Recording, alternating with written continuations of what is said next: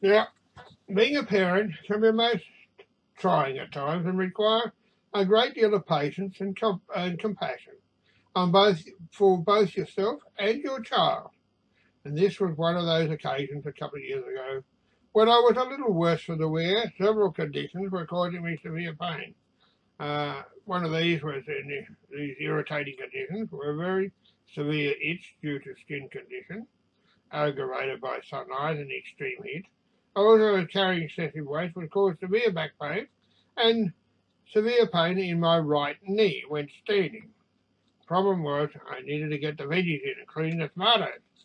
So I engaged the assistance of my teenage son, who was willing enough, but unfortunately for me, had a playful and mischievous sense of humour.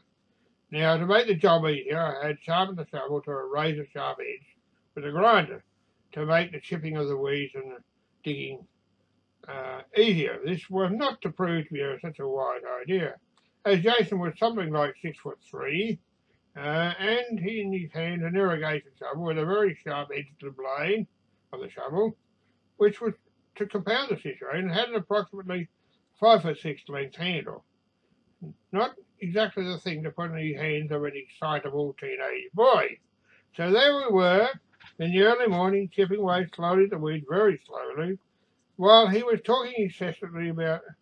So very little was really getting done. By now, the sun was rising high and my back was getting worse, as was my screaming, burning itch in skin. I commented with a little desperation. I commented this: "A little more digging and a little less talking was required."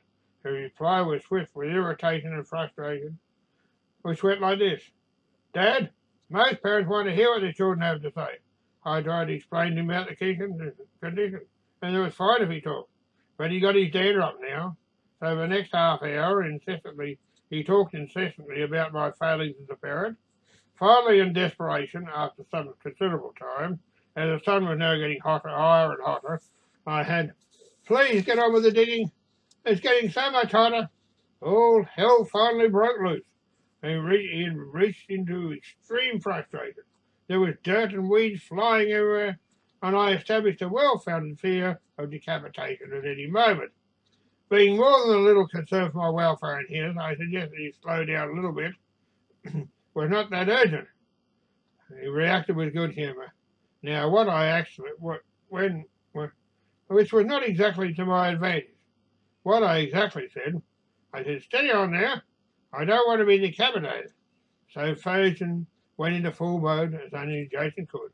He dug up a large shovelful of soil. Well, before I realised it, what he was doing, he'd placed a large shovelful of soil on top of my head. So there he was, standing there, watching to see my reaction and admiring his handiwork. So there I was, standing with a pyramid of soil on top of my head, soil running down down my face, through my beard, onto my chest, mixing with the sweat, increasing the itch considerably at the same time, down my back of my head and back. So I'm standing there looking at him slowly. The eyes started to dance, sparkle, and he grinned. I thought, how could you be mad with him? There was no malice, just playful mischief. So in frustration, I said, as I moved off of the shade, more soil running the other side of my face, etc., etc., I said, "Bloody hell, Jason!" The response was very quick. "Dad, you're not a very good Buddhist. You would not hear the monks swearing. They've meditated away." Yes, I thought they would. They're not half buried on a mound of soil with intense pain, a burning, screaming itch, and a fear of instant decapitation at any moment. So with your children, always exercise patience, compassion, and most important, listen gently with an reflective mind to their needs.